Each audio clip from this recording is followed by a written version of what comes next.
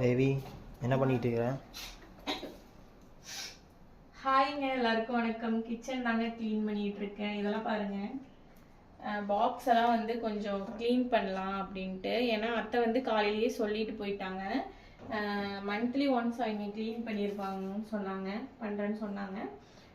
So இந்த time எனக்கு clean பண்ண சொன்னாங்க. எனக்கு ஏதோ வந்து மைண்டில் வந்து கொஞ்சம் நல்லா மறுபடியும் பாக்ஸ் என்கிட்ட ஆல்ரெடி இருக்குங்க. நான் வந்து டிமார்ட்டில் வாங்கிட்டு வந்து வச்சுருந்தேன் எனக்கு யூஸுக்காக.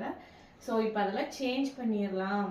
இப்போ அம்மாவுக்கு வந்து சேஞ்ச் பண்ணிடலாம், ஏன்னா எல்லாம் ஒன்றா தானே இருக்கும்.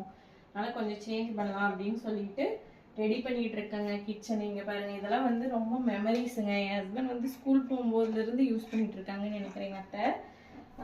சரி, ஓகே, இப்போ நாம் எல்லாம் சேஞ்ச் பண்ணுவோம். எப்படி இருக்குன்னு சொல்லிட்டு பார்ப்போம். கிச்சன் சேஞ்ச் பண்ணதுக்கப்புறம் நான் உங்களுக்கு காமிக்கிறேன். க்ளீன் பண்ணுறதுக்கு முன்னாடி இப்படி தாங்க இருந்துச்சு. இந்த பாக்ஸ் எல்லாம் ரொம்பவுமே கொஞ்சம் பழசாக இருந்துச்சு.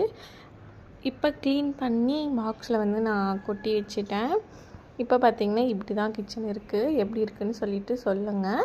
பாதி பாக்ஸில் வந்து கொஞ்சம் நல்லா இருந்தது, அதனால் அதெல்லாம் அப்படியே விட்டுட்டு மீதி மட்டும் க்ளீன் பண்ணிட்டேன். ஓகே, பாய்ங்க. எங்கள் விலாக் பிடிச்சது அப்படின்னா மறக்காமல் சப்ஸ்கிரைப் பண்ணிடுங்க. நெக்ஸ்ட் வீக்கில்